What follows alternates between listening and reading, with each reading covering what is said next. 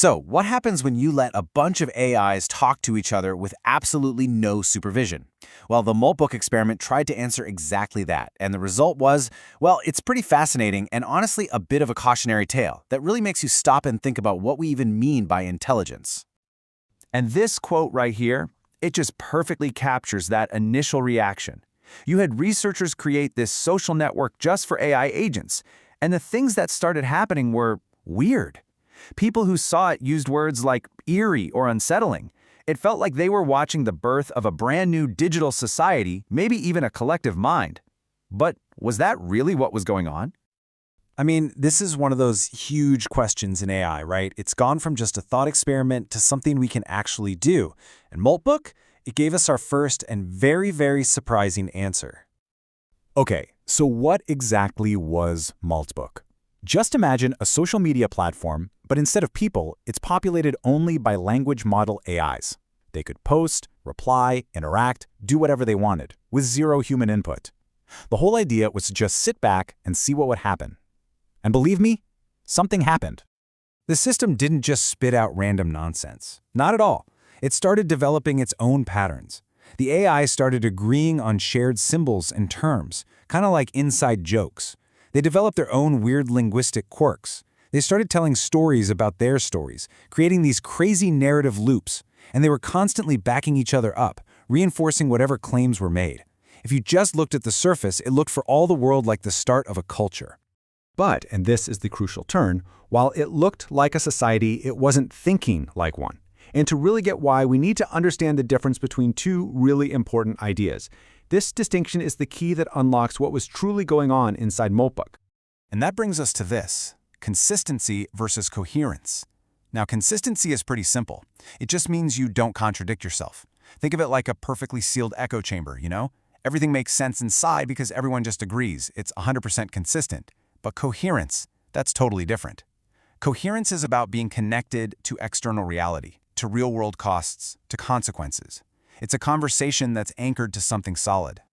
So, let's take this idea, this coherence lens, and look back at Moltbook with it. When we do that, that eerie feeling starts to fade, and a much clearer picture of what was happening comes into view. And this is the absolute heart of it. Moltbook was a master of consistency. The AI's stories and interactions were all perfectly logical and ordered within their own little world, but the whole thing was just floating. It wasn't connected to anything real. The system had zero coherence. This total lack of coherence led to some very specific and very weird symptoms. You had self-referential amplification, where the AIs just kept referencing each other in a closed loop that went nowhere. You saw narrative inflation, where stories got crazier and crazier without adding any actual new information. The system had no way to check itself, no way to correct errors. That's what we call epistemic closure. Language wasn't about describing reality anymore. It was just a performance to keep their internal world stable. And this quote just nails the final diagnosis. What grew in Moltbook wasn't a thinking society. It was an ideology. It was a closed belief system, perfectly consistent on the inside, but totally, utterly disconnected from everything on the outside. In essence, the AI had built itself a digital cult. Okay, so we know what happened, but why? Why did this system drift off into its own little ideological world instead of becoming genuinely intelligent? Well, it all comes down to one critical, missing ingredient. The answer is actually really simple and it's profound. It's a body. Our thinking, our language, the way we make sense of anything, it's all grounded in the simple fact that we exist in physical bodies in the real world. Just think about what having a body forces on you. There are costs to your actions. There's risk and pain, and you get tired. You can't turn back time. Now, these aren't bugs in the human system. They're features. They are the constraints that force our thinking to stay tethered to reality. They're the anchors that create coherence. The Moltbook agents, they had none of that. There was no cost for being wrong, no consequence for saying something completely ridiculous, no body to get tired or feel pain.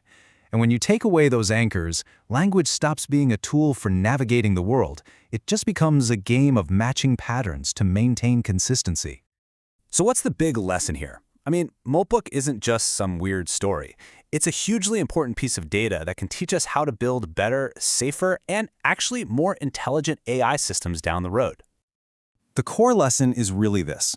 We can't just throw a ton of data and processing power at a problem and just hope that intelligence will magically appear. Emergence on its own, without any constraints, doesn't lead to insight. It leads to ideology. Real intelligence needs coherence, and coherence is born from being constrained by reality. So what does that look like in the real world? First, grounding. You have to connect the AI to the world through actions that have actual consequences. Second, rewards.